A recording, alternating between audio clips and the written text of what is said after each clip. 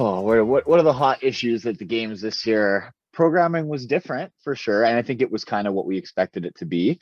A lot of execution becoming very important, and just I don't know. I think the biggest take home is just that the field's really strong, right? Like it's getting tighter, Hmm. and we're not in that same kind of era where there's blowout wins and things like that. Like things are close, and every point's relevant all the way to the end of the weekend. So um, you can take a couple little hits here and there, but you've got to perform pretty consistently throughout. And those guys that finished top three, they performed super consistently all the way through the weekend. So I mean, that's all really like I didn't have a stellar weekend. I probably had three or four kind of bad ones, and you just can't afford that anymore, right? So I had an okay weekend. I dealt with a few things throughout, but it was fine. And I just wasn't quite where I needed to be in certain areas. So it's cool. And then we move past there, and you go to the Rogue Invitational was our next checkpoint from there. And those, Justin was the only one of the games podium who podiumed again at Rogue, right? So again, it just shows the depth of what the field is doing, and how you've got to show up and be prepared to fight for a whole weekend, right? And I had a chance to win it at Rogue and kind of blew up in that last workout trying to push for the win. And it's exciting. Like I think it's as exciting a time as it's ever been in the men's side, at least. And I mean now with Tia and Shane being pregnant and Tia out of the women's field, I think the women's field is going to be the same. So it's a pretty cool time. I'm actually, we'll have Wadapalooza coming up in the next week, and uh I just saw a picture of all the rosters of names today, and like it's going to be super fun. Like there's all kinds of guys still coming up, and some of the names we're used to seeing that are still fighting for top spots, and it's just like there's not a lot of wiggle room. It's super competitive, and that makes it exciting spectator experience and the exciting competition, right? Like I think that's kind of what we've been wanting and waiting for a number of years. So it's cool. It makes it more of a sport, I feel like. Yeah, there's a ton to chew on there. I mean, I do agree with you. Like at each checkpoint along the way, it feels like the excitement of the race and in the parity within the division is at a pretty nice spot overall. One, I got to give you credit. You called it on the programming in our interview before. You kind of made an kind of a guess about what might be different at the games, and I think you were pretty much spot on when you said high execution stuff, more gymnastics based, and so I'll give you flowers on that one.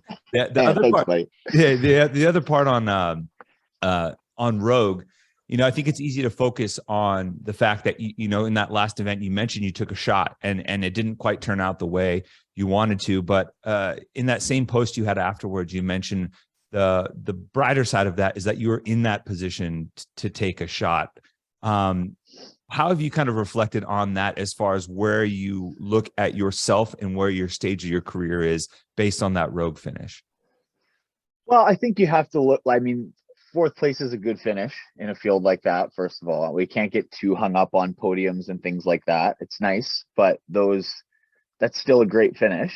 It shows that you're still in the hunt. Like I'm not, yeah, I'm getting a little bit older, but I'm not like washed up and finishing in last place. I'm Yeah. I'm I'm still competitive. I'm still showing up and winning events and Mhm. being relevant in the overall scoring.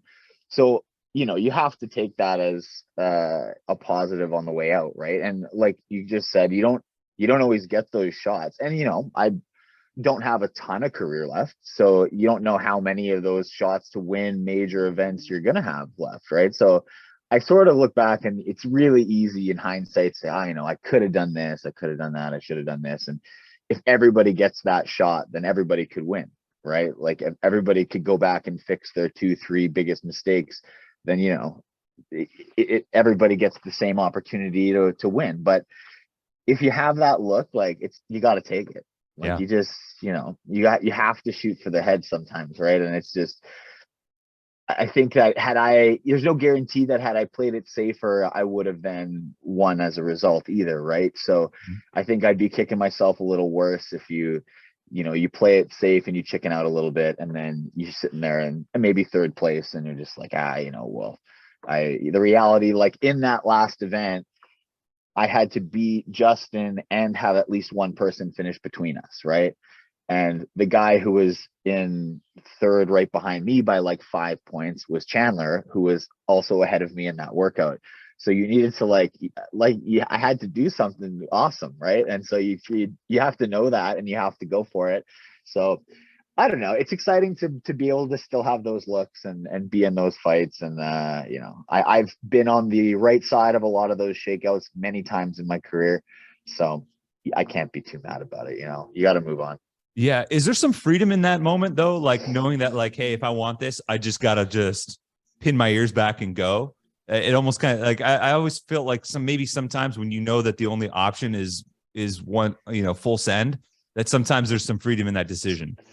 It sometimes depends on what the nature of the test is, but for sure in a workout like that, like it's not complicated. It was as simple as can be. It's just clean and jerks for 30 reps. Like it's you and the barbell. You just have to go faster than the other guys. And so like we talked about it before, and that's kind of the conversation I had with Michelle, my coach, was she's just like, well, look, like it couldn't be simpler. Like you know what you have to do, and just like try to do it. Mm-hmm. So yeah, I mean, like I'd be lying if I said afterwards I wasn't a little annoyed and pissed off about it, right? It took me a good half an hour of sulking before I could get my shit back together. But yeah, it's just like, yeah, you have to, it's sports, right? Like if you're not willing to, they have a saying in racing like that. Like if you see a gap and you don't go for it, you're no longer a race car driver. Right. Yeah. And it's just like, that's it. Like if you're in the race and you see an opportunity like that and you don't take it, then like you get out of the way for the next guy on the field because there's somebody coming up that wants your spot and they're hungrier than you, right? So Yep. I'm glad that I still have that. And that's why I'm still competing, right? Yeah. It's like when you have opportunities like that and you're willing to go for it and do it, like that's why I haven't retired, because I don't know what I would do with that energy otherwise. You mentioned that, you know, you still have some career left, but obviously like the end is getting closer. How the end is closer than the beginning.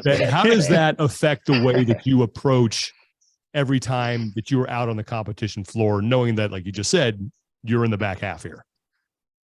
I don't know. It's funny. I think that in some ways you don't really feel it. Like you go into competitions and you hang out in the back with the other athletes, and like I still look around for the guys that I know are like the experienced guys, and you know, you watch what people are doing and you pay attention and whatever. And like I know that there's a lot of guys who are looking at me thinking that as well, right? I mean, like, oh well, you know, you go see what the grizzled veterans are doing. But I don't feel really like that still. Like I still feel like you're always kind of learning and you're always evolving and the sport's changing, and you have to be so nimble and pay attention to everything if you're going to have the level of adaptability and confidence to execute some of these workouts, because that's the nature of our sport. It's always changing. So if you're not paying attention and you get too stuck in what you're doing, you're going to get passed by, right? But I don't know. I think there's a level of appreciation. Like my early stage of my career, I was just like a fly in, fly out competitor. Like I was at school, I'd have to leave class on a like Thursday night, skip class on Friday to compete, be there, leave like right after the award ceremonies and be home and back in class on Monday.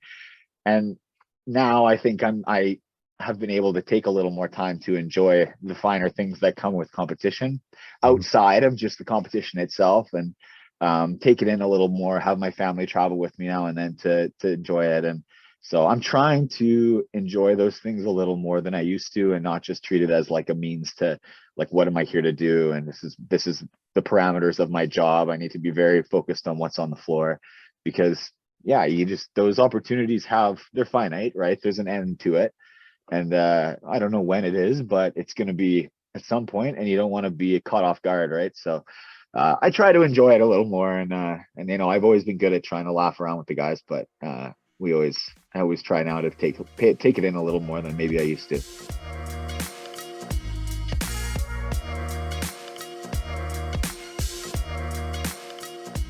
Thanks so much for watching our video. Be sure to comment below, like this video, and subscribe to our YouTube channel to get more videos just like this one.